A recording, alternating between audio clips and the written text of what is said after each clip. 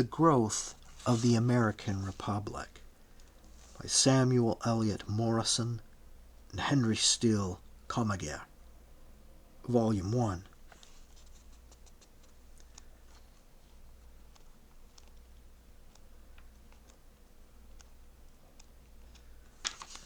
Section 3, Chapter 3, The First Foundations, 1600 to 1660.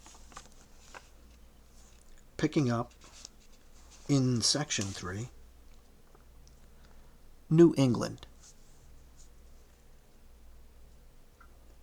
New England was founded without reference to the West Indies, and largely as a result of the religious movement known as Puritanism.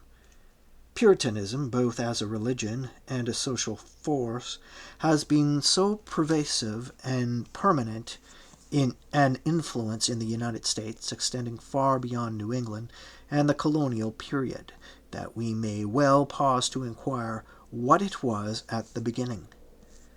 The Puritans were that party in the Church of England who wished to carry through the Protestant Reformation to its logical conclusion, and establish both a religion and a way of living based on the Bible as interpreted by themselves. The Church of England, a typical English compromise between Rome and the Reformation, did not satisfy them.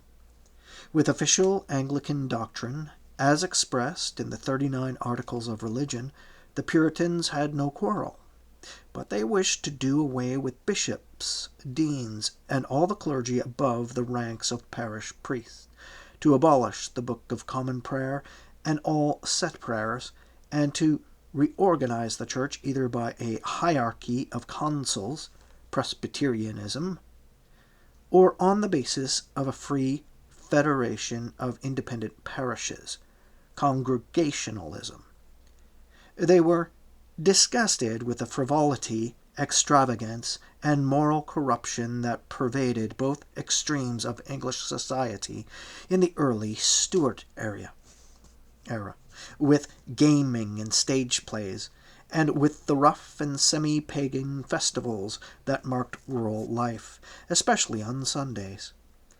In other words, they wished to establish such patterns of behavior as would make it possible for people to lead something approaching the New Testament life. English Puritan divines frowned on idleness as a sin, eschewed mysticism and monasticism, and taught that a good businessman served God quite as well as a good clergyman, provided he were honest. Hence, Puritanism appealed largely to the middle class of tradesmen and rising capitalists whose center was London. It made a wide appeal also in certain rural regions such as East Anglia and the West Country, where the hungry sheep look up and are not fed, to use Milton's phrase, by the common run of English clergymen, incapable of delivering a proper sermon. And it enlisted the devoted support of many young intellectuals in the universities, especially in Cambridge. Hence the stress of the Puritans on education. Puritanism was no class movement or groundswell of the underdog, but a dynamic religious movement. A burning desire to know and to do the will of God seemed to pass through the land in order to know it. Neighbors subscribed to establish Puritan lectureships in parishes devoid of a sermonizing pastor, and then met in their homes for the exchange of religious views and experiences. These desires of the serious-minded were thwarted in an increasing degree by the first two Stuart kings. James I, remembering the days when the Scots reformer John Knox had called him God's silly vassal, promised to harry the Puritans out of the land, and if they would not conform. And he harried one little band to such good purpose that they founded the first New England colony. Things became worse under Charles I. The Anglo-Catholic polity of Bishop Laud, a move toward re-establishing the Eucharist as the central point of Christian worship, appealed to the king and was enforced. Clergymen who refused to follow this back to Rome movement, as they regarded it, were persecuted, and Puritan lectures were silenced. These Laudian reforms made it increasingly difficult for conscientious Puritans to remain within the Church, yet they looked on separation from the Church with a horror comparable to the feelings of American Unionists toward secession in 1860. A large minority of English Puritans fled from these intolerable conditions to found a New England overseas where they might live and worship as they thought right. The majority formed an alliance with other Englishmen who objected to the royal policy on political grounds, won a majority of seats in the Long Parliament, resisted the king in the name of ancient English liberties, and won the Great Civil War. The Pilgrim Fathers owe their fame not only to leading the Puritan vanguard to New England, but to the moving history of their adventures and sufferings by their leader, Governor Bradford. They were a small band of humble folk, left-wing Puritans of East Anglia, whose religious meetings were so interfered with that they removed to Leyden in 1609 and formed an English Congregational Church. After 10 years' exile, they decided to remove to America. Sir Edwin Sandys, who recognized the quality of these people, although he did not share their faith, procured for them a grant from the Virginia Company, and a group of English merchants consented to finance their migration. After interminable delays, the Mayflower set sail in the worst season of the year for an ocean crossing, and after a rough passage, anchored on the 11th of November, 1620, in the harbor of Cape Cod, outside the Virginia jurisdiction.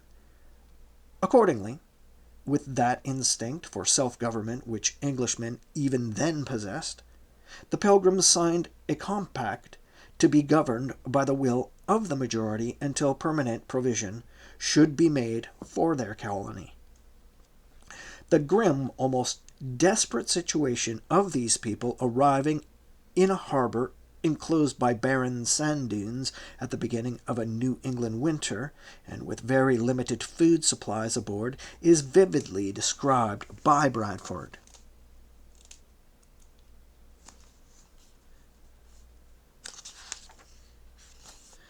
For summer being done, all things stand upon them with a weather-beaten face, and the whole country, full of woods and thickets, represented a wild and savage hue. If they looked behind them, there was the mighty ocean which they had passed, and was now as a main bar, and gulf to separate them from all the civil parts of the world. What could now sustain them but the Spirit of God and His grace? May not and ought not the children of these fathers rightly say, "Our fathers were Englishmen, which came over this great ocean, and were ready to perish in the wilderness. But they cried unto the Lord, and He heard their voice, and looked on their adversity. Let them therefore praise the Lord, because He is good, and His mercies endure forever." End of the quote. No group of settlers in America was so ill-fitted by experience and equipment to cope with the wilderness as this little band of peasants, city workers, and petty bourgeoisie. Yet none came through so magnificently. For as Bradford put it, they knew they were pilgrims, and looked not much on those things, but lift up their eyes to the heavens, their dearest country. And as another wrote to Sandys, "It is not with us as with other men, whom small things can discourage, or small discontentments cause to wish themselves at home again. About their only good luck was to find deserted fields ready for tillage at the harbor already named Plymouth by Captain John Smith, and to be joined by Squanto, the Indian who acted as their scoutmaster, teaching them how to catch fish and grow corn. Half the company died the first winter. The first Thanksgiving feast was held in November 1621 to celebrate the arrival of the fortune with provisions, the gathering of the fair harvest, and great store of wild turkeys, of which they took many besides venison. At which time, amongst other recreations, we exercised our arms, many of the Indians coming amongst us, and among the rest their greatest king, Massasoit, with some 90 men, whom for 3 days we entertained and feasted. Footnote. In the hope of settling a question about which we are frequently asked, the date of this first Thanksgiving is unknown. It came somewhere between the 11th of November, when the fortune arrived, and the 4th of December, when Winslow wrote a letter describing it. The custom of appointing an annual Thanksgiving Day by law did not begin in the Plymouth colony until 1668, and the last Thursday in November date was first set by a proclamation of President Johnson in 1865. End of footnote. This was an expensive entertainment. With more mouths to feed, the Pilgrims were soon again on short allowance, and for several years the colony ran neck and neck with famine. But they never lost heart, or considered giving up and going home. These simple folk were exalted to the stature of statesmen and prophets in their narrow sphere, because they ardently believed and so greatly dared and firmly endured. They set forth in acts as in words the stout-hearted idealism in action that Americans admire. That is why Plymouth Rock has become a symbol. For as Governor Bradford concluded his annals of the lean years.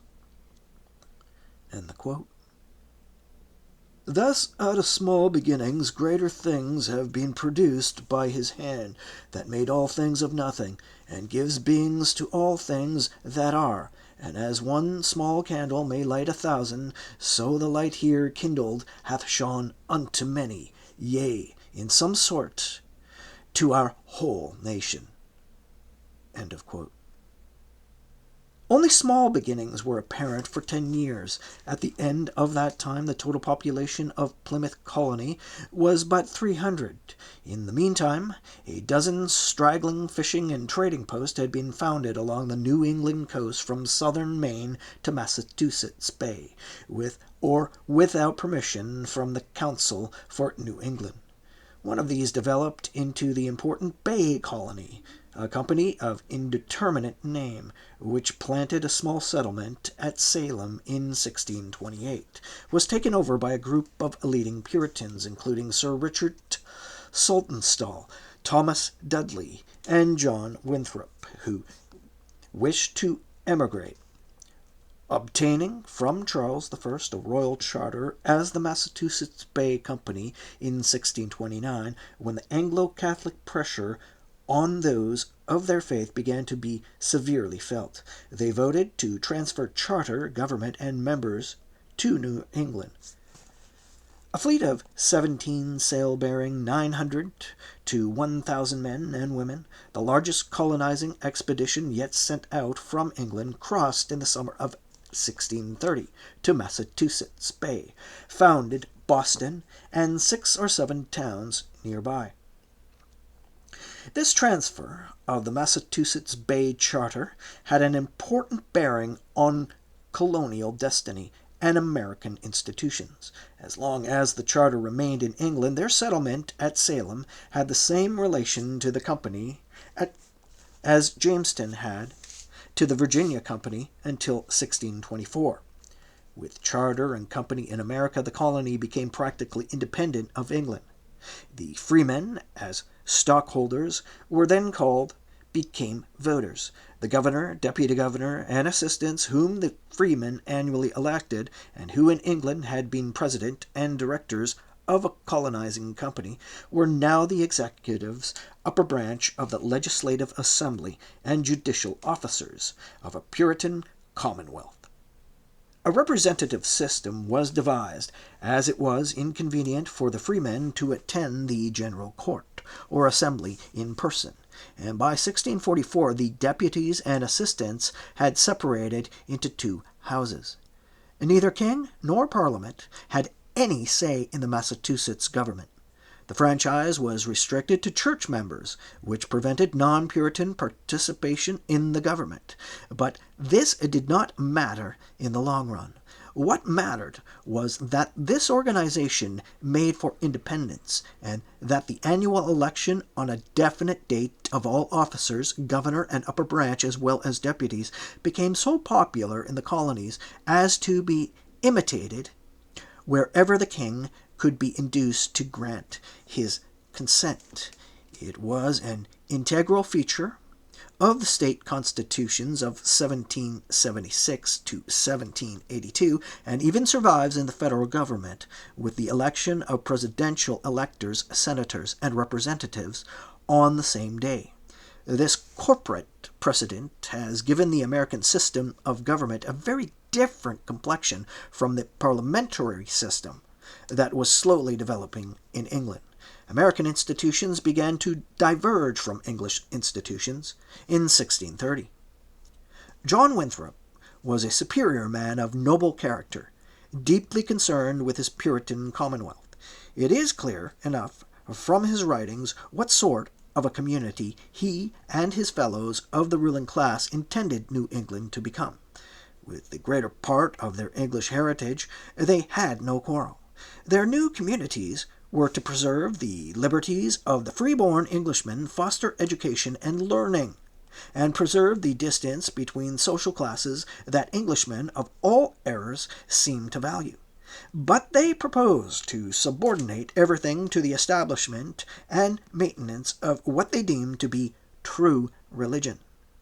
This included, besides a particular form of congregational worship and strong community spirit, an insistence on sobriety of manners, purity of morals, and an economic setup that would neither exalt the rich nor degrade the poor. Church and state in New England were dominated by the covenant idea. We are entered into a covenant with God. For this work, preached Winthrop on the voyage over. We have taken out a commission. The Lord hath given us leave to draw our own articles, and he will expect a strict performance. Each congregational church was formed by a new covenant, and so each new settlement. Thus, there was a social and religious sanction as well as a civic obligation. Justice, however, must be tempered by mercy, and the punishments for offenses in New England were no more severe than in Virginia, and less so than in contemporary England. It soon appeared that Massachusetts Bay was the sort of colony that English Puritans wanted, for the great Puritan migration promptly set in, and continued until the outbreak of civil war in England, when New England had some 20,000 people. Most of this emigration, unlike that which was going on at the time to Virginia, Maryland, and the West Indies, was against the will of the royal government, but nothing could stop it. According to a popular ballad satirizing the Old Testament names beloved by Puritans, "Our company," here is the quote, "Our company we fear not. There goes my cousin Hannah. The Reuben doe persuade to go, his sister fair Susanna. With Abigail and Lydia, and Ruth no doubt comes after, and Sarah Kindle will not stay behind, my cousin Constance' daughter. Then for the truth's sake come along, leave the place of superstition. Were it not for we that brethren be, you'd sink into perdition." End of quote. The community character of the New England migration dictated the method of land settlement. Neighborhood groups from the old country, often accompanied by an ousted parson, insisted on settling together, obtained a grant of land from the general court, established a village centre, laid out lots, and so formed what was called in New England a town. As soon as one of the older settlements felt itself short on pasturage, a few hardy spirits broke off and repeated the process a little further west. Around each village green were seated the meeting house, as the Puritans called a church edifice, the parsonage, and the house of the principal settlers. Each person admitted as an inhabitant received a house lot, a planting lot for his corn, and a strip of river, mead, or salt meadow for winter forage. The cattle ranged the common woods for most of the year, attended by the town herdsman. By a town meeting in which everyone took part, each town settled local affairs, such as support of the school, laying out highways, regulations for cutting timber, and deciding when cattle could be turned into meadows and cornfields. Here democracy seeped into New England, unwanted and unsuspected by the founding fathers. Again, here democracy seeped into New England, unwanted and unsuspected by the founding fathers. This community form of settlement, which extended throughout New England and later had its effect on the federal land system, had an important bearing both on defense and on education. The frontier advanced in an orderly manner as fast as the Indians could be persuaded to retire. In order to keep them persuaded, universal military training was early adopted. Each male settler, 18 years old and upward, had to provide himself with a flintlock musket, not under 3 foot 9 inches in length, a pound of gunpowder, 20 bullets, and 2 fathom of match. He took part in frequent drills on the village green and annual regimental musters. Civilian defenders took turns at a nightly watch and ward against prowling wolves and Indians, and boys from 10 to 16 years of age were instructed in the exercise of arms, as small guns, half-pikes, bows and arrows. Education was a particular hobby of the Puritans. Their movement was directed by university-trained divines and embraced largely by middle-class merchants and land-owning farmers who enjoyed the benefits of education in Elizabethan England. Moreover, it was necessary for good godliness that everyone learn to read the Bible. There had come to New England by 1640 about 130 university alumni, a very high proportion for so small and poor a population, and these men insisted that their children have the same advantages as themselves, or better. Consequently, in the New England colonies, parents were required to teach their children and servants to read, or to send them to a village school for that purpose. Above these primary schools, about a dozen of the larger New England towns had secondary public grammar schools on the English model, supported by taxation, which boys entered at the age of 8 or 9, and where they studied Latin and Greek, and little else for 6 years. At the end of that time, they were prepared to enter Harvard College, founded by the Massachusetts government in 1636, and named after a young clergyman who bequeathed to it his library and half his estate. There, the more ambitious New England lads, with some from other colonies as far as Bermuda, studied the same 7 arts and 3 philosophies as at Oxford, Cambridge, or Dublin, using the same Latin manuals of logic and metaphysics, Greek texts, Euclid's, and the Hebrew in 24 hours, as in European universities. Scholarships were founded by family contributions of corn and wampum, the small change of the Indian trade, and for want of currency, students paid their term bills in all manner of agricultural products. About half the graduates entered the Puritan ministry and became the pastors of frontier communities, where they labored a lifetime to maintain civilized standards. Others became magistrates, merchants, physicians, or plain farmers. Colville, with Harvard College, was the first, and for a generation the only, printing press in the English colonies, with a considerable output of almanacs, catechisms, primers, and such locally delivered sermons as London publishers rejected. Nor were the fine arts neglected. 17th-century New Englanders had a natural good taste in house design and village layout. Artisans like John Hull, John Coney, and Timothy Dwight fashioned beautiful articles of silver for home and communal table. Writers such as Anne Bradstreet, Urian Oakes, and Edward Taylor produced religious and occasional poetry of great charm. Thus the classical and humanist tradition of the English went hand in hand with conquering Puritanism into the clearings of the New England wilderness.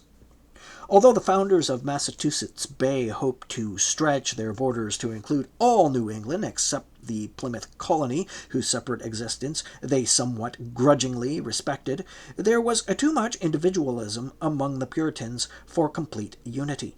Massachusetts did succeed in annexing New Hampshire for a time, and the population of southern Maine also turned to Boston for protection.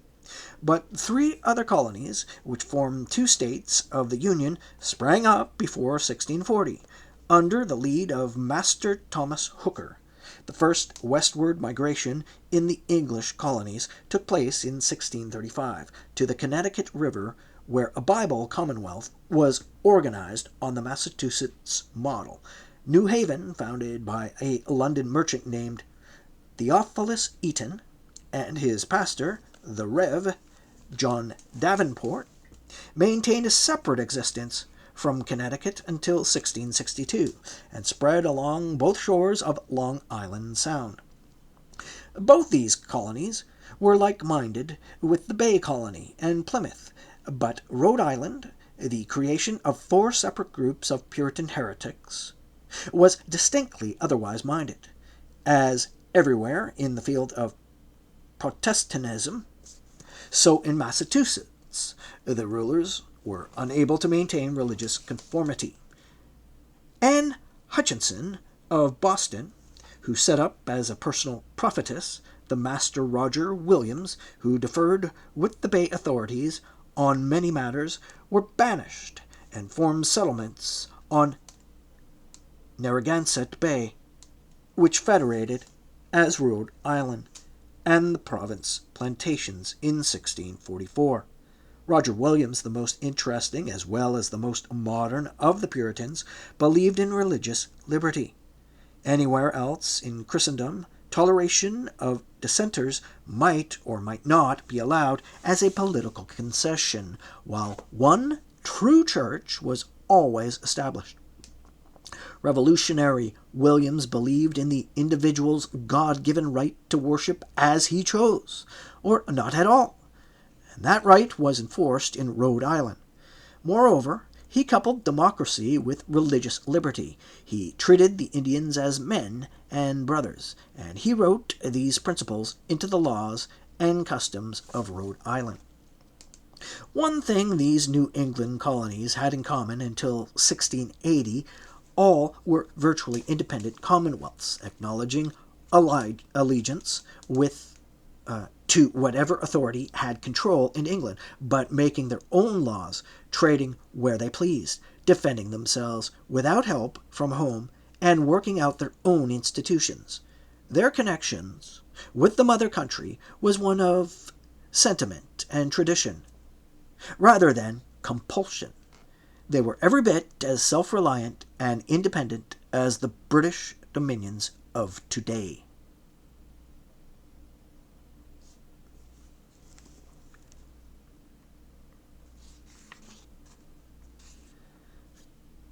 Section 4. New Netherland. Between New England and Virginia, the indomitable Dutch, with that uncanny instinct for sources of wealth that has always characterized their commercial ventures, planted a colony that in due time became New York. The 7 united provinces of the Netherlands, commonly known as the Dutch Republic, accomplished great things overseas before their struggle for independence from the House of Habsburg was securely won, because the struggle itself forced them to seek empire. The Dutch merchant marine, largest and most efficient in the world in the 16th century, obtained the lion's share of disputing Oriental spices from Lisbon.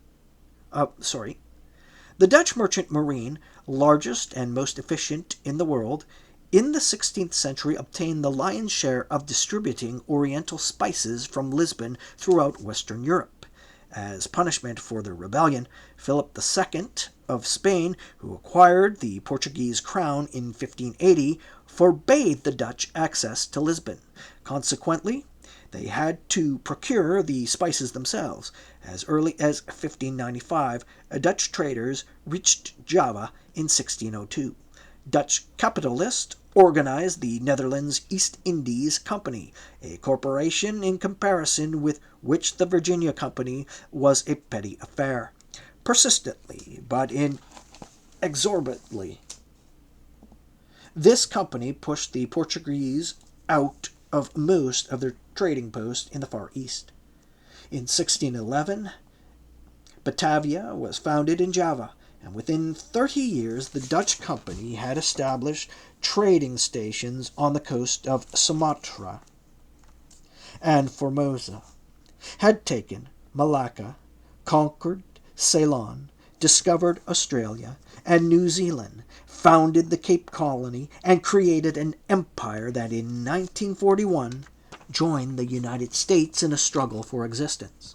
As the Netherlands had a very small population, these Far Eastern conquests absorbed the men and money that might otherwise have secured North America for the Dutch race and speech. Nevertheless, that nation managed to make a permanent and valuable contribution to the future United States. The East Indies Company, interested in finding a shorter way to the Orient than the stormy and dangerous Cape route, made several efforts to find a northeast or northwest passage to India. That is what Henry Hudson was looking for in 1609 when he sailed the Half Moon up the noble river that shares his name with the mighty bay where he met his death. Yet the Hudson River proved to be a passage indeed to the heart of the Iroquois Confederacy and the richest fur-bearing country south of the St. Lawrence.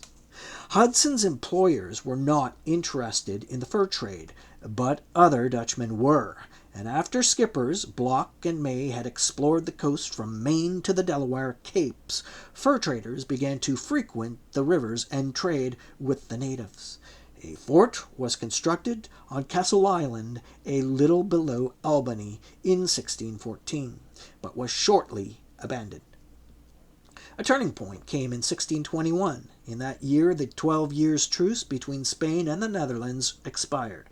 The grim prospect of that fierce war being renewed impelled the Pilgrim Fathers to leave Holland for America, and inspired the founding of the Dutch West India Company.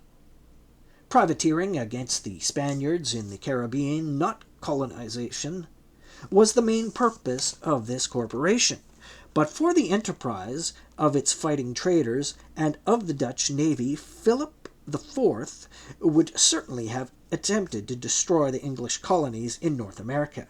And as James I had adopted a policy of appeasement, and the Spanish armies in Europe seemed irresistible, it is possible that Philip IV would have gotten away with it. Certainly it was the aggressiveness of Dutch sea power in the Caribbean that enabled the English, French, and Dutch to make establishments in the Lesser Antilles right under the eyes of Spain.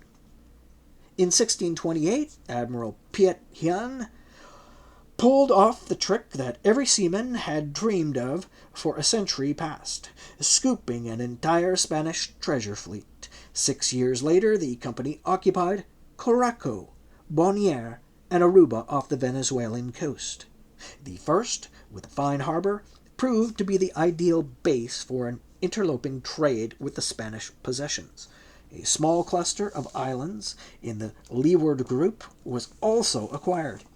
In 1624, the company conquered Brazil, but within 30 years it was recaptured by the Portuguese. Even in West Africa, the company was more of a stake than in Even in West Africa, the company had more of a stake than in North America. New Netherland began as a trading post colony in 1624 with the foundation of Fort Orange, Albany, up the Hudson. That's Albany in brackets. Fort Amsterdam on the tip of Manhattan Island was permanently established in 1626. Fort Nassau on the Delaware River near Camden, New Jersey, in 1623, and Fort Good Hope on the Connecticut River near Hartford in 1633. As the Dutch looked east, then west, and even the West India Company was primarily interested in privateering, the future state of New York received very little attention from the company, and still less from the high mightiness, the States General of the Netherlands. New Netherland was governed much as Virginia had been before 1619, by a governor and council appointed by the company, without representative institutions. New Amsterdam was the center of the fur trade. It was from Dutch traders that the Pilgrim Fathers learned the use of wampum, and a base for the Dutch merchant ships that entered the Virginia tobacco trade. As early as 1630, it was a typical sailorman's town with numerous taverns, smugglers, and illicit traders, as well as a Dutch Reformed church and a number of substantial houses. Everywhere they went, from New York down to Curaçao and Brazil, or around the world to Ternate and Timor, the Dutch imposed their architecture, their neatness, and their good business methods. When in 1638 the States General threw open the seaborne trade of New Netherland to all Dutch subjects, New Amsterdam became practically a free port. A half-hearted attempt to encourage settlement was made by the company in 1629 by issuing the Charter of Privileges to patroons.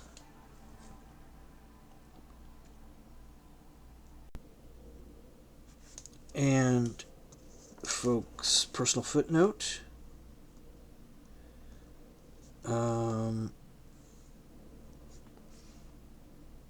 Just notice that last word is spelled Patroons. Patroons. Could it be a misprint? Patrons? Sorry, I'm not familiar. You be the judge. Anyway, back to it. End of footnote, personal. Anyone who brought out 50 families of tenants at his own expense could have an extensive tract of land with full manorial privileges of holding court, issuing fishing and hunting licenses, and mill monopoly. The directors of the company, such as Kilian van Rensselaer, promptly snapped up all the best sites, like Staten Island and the Hudson Valley above Poughkeepsie.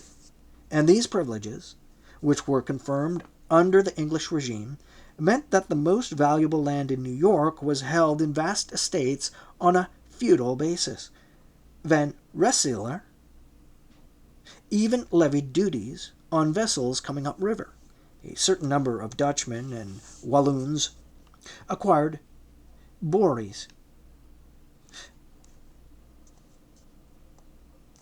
farms outside the wall on Manhattan or in the pretty villages of Haarlem,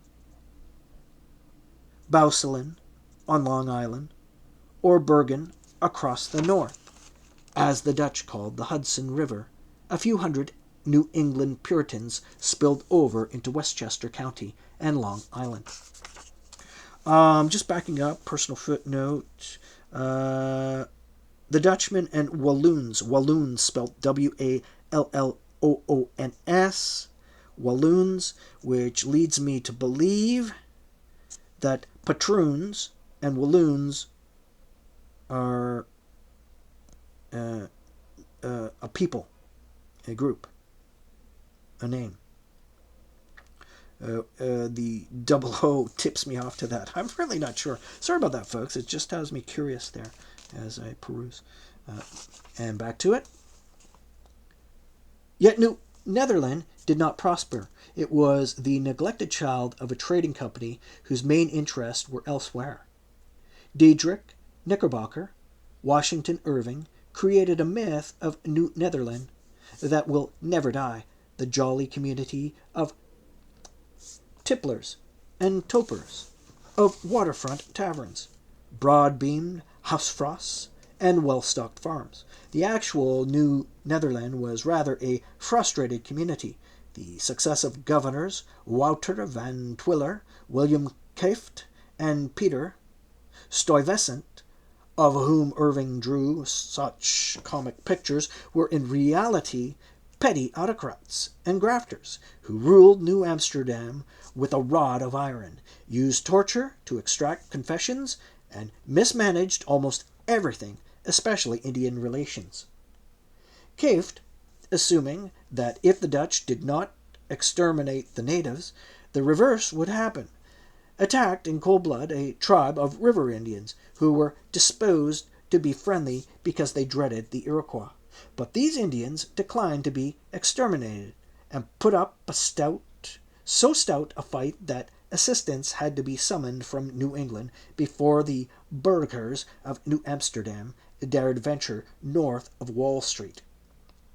In 1644, at a time when Virginia, New England, and the Caribbean colonies were humming with activity, a committee of the Dutch colonists wrote home. Here's the quote. Our fields lie fallow and waste, our dwellings and other buildings are burnt. The crops, which God permitted to come forth during the past summer, remain on the fields standing and rotting. They are among us those who, by the sweat and labor of their hands, for many long years have endeavored, at great expense, to improve their lands and villages. The whole of these now lie in ashes through the foolish hankering after war. For all right-thinking men here know that these Indians have lived as lambs among us until a few years ago, injuring no man, affording every assistance to our nation. End of footnote. End of quote. Peter Stuyvesant, who had been governor of Curaçao and lost a leg storming a French fort at St. Martin's, attempted to pull things together by crushing political or religious dissenters and jailing his critics. Some of these obtained the ear of the company and procured a concession of mutual privileges to New Amsterdam. But Stuyvesant insisted on appointing the burgomasters himself.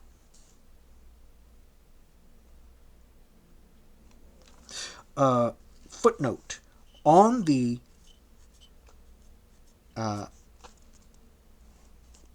previous quote about the Dutch colonists who wrote home. John R. Broadhead, History of the State, New York, 1, 398 to 399. End of footnote. The colony expanded to the westward by seizing the Swedish colony that centered about Fort Christina, Wilmington on the Delaware, but Fort Good Hope on the Connecticut was squeezed out by English settlers, who were now pouring in such numbers into eastern Long Island and New Haven colony that it was but a matter of time before New Netherland should be overwhelmed. English governments, royal, commonwealth, and colonial, had never ceased protesting against the existence rights of New Netherland as an intrusion on English America.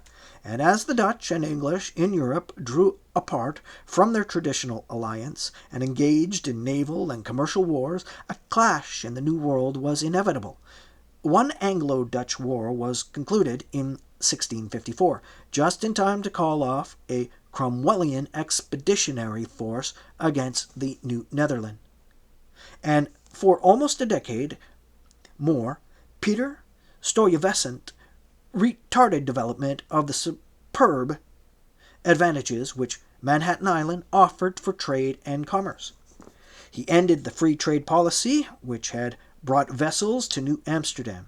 He did nothing to conciliate the varied population of the colony or to cultivate a local or community pride.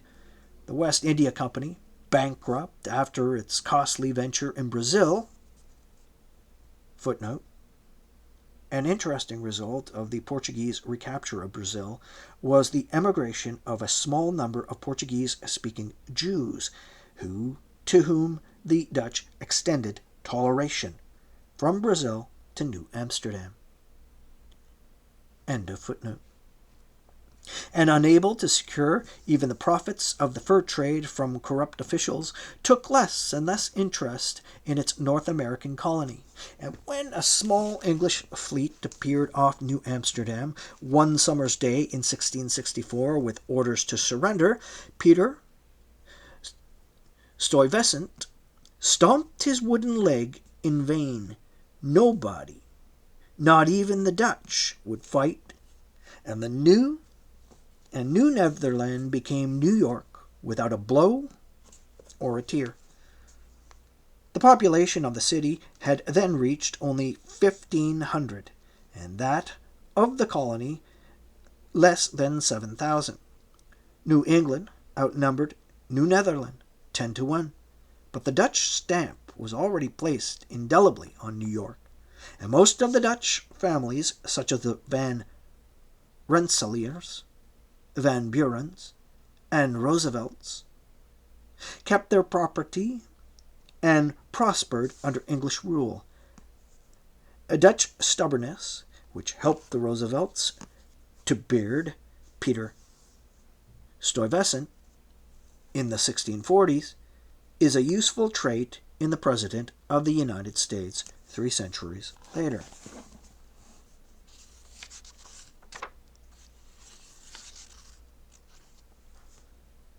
Section 5. 2 decades of neglect.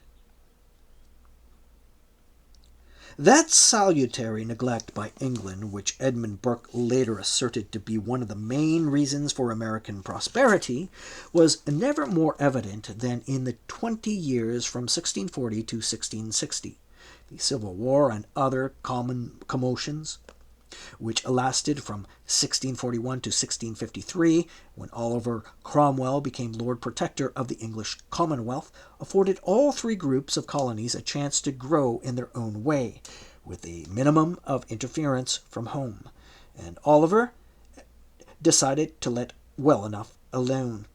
They were thrown on their own resources, sought their own markets, undertook their own defense, and developed their own institutions. When interference was threatened, colonies as wide apart as Massachusetts and Barbados stood stiffly on their privileges. The Barbadian Assembly declared in 1651, "Shall we be bound to the government and lordship of a parliament in which we have no representatives? This would be a slavery far exceeding all that the English nation hath yet suffered." Massachusetts declared, "Our allegiance binds us not to the laws of England any longer than while we live in England, for the laws of the Parliament of England reach no further." In other words, dominion status was asserted by Barbados implicitly, and by Massachusetts explicitly. The Long Parliament, Puritan itself, respected the Puritan colonies overseas, and interfered in New England only to the extent of protecting Rhode Island from being partitioned by her three neighbors. Parliament sent a fleet to blockade Barbados in 1651, but the commander, in return for nominal allegiance, agreed that no taxes be imposed save by act of the Assembly, and that free trade with the Dutch continue. The Virginia Assembly, which proclaimed Charles II king after hearing of the execution of Charles I, capitulated without a blow to a parliamentary fleet in 1652, and in return was allowed to elect the governor and council. In Maryland, the only colony where English events touched off a civil war, Lord Baltimore triumphed in the end. Perhaps the most significant colonial development of the period was the formation of the New England Confederacy in 1643, largely for defense against the Dutch, the French, and the Indians. A board of commissioners represented Plymouth, Massachusetts, Connecticut, and New Haven, the United Colonies of New England, formed a frame and perpetual league of friendship and amity for offense and defense, mutual advice and succor upon all just occasions. Several boundary controversies between the constituent colonies were ironed out, and one with the Dutch. Provision was made for the return of runaway servants. Contributions were taken up for Harvard College, and an English fund for the conversion of the Indians was administered. In several respects, the New England Confederation anticipated the Confederation of 1777, and although a New England war on the Dutch over the fur trade was prevented in 1653 through the opposition of Massachusetts, the League held together long enough to direct offensive and defensive operations during the Indian War of 1675 to 1676.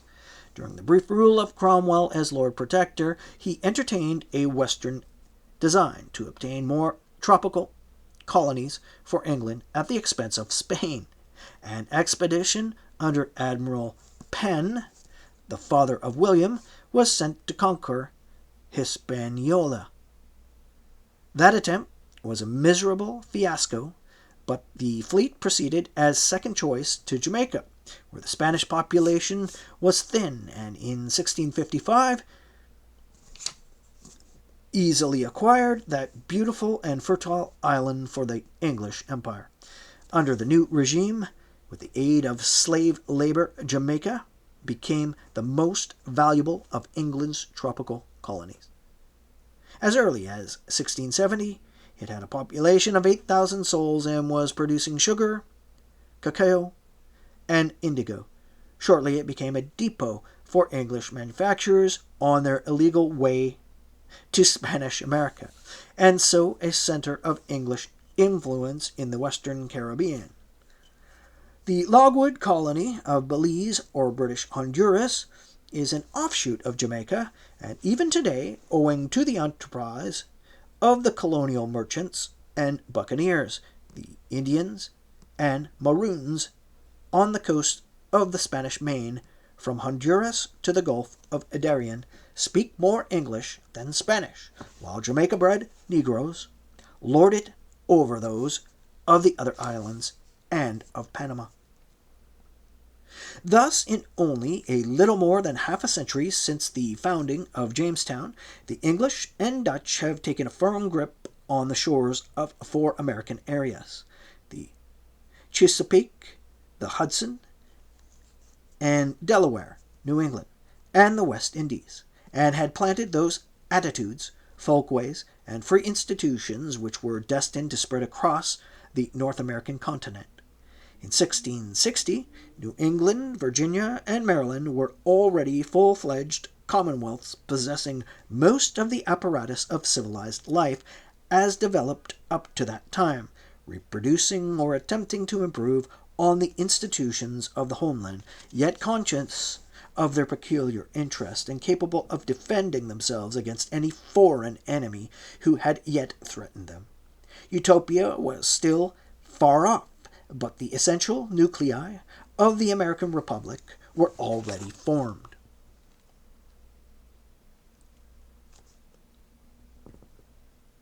End of chapter 3.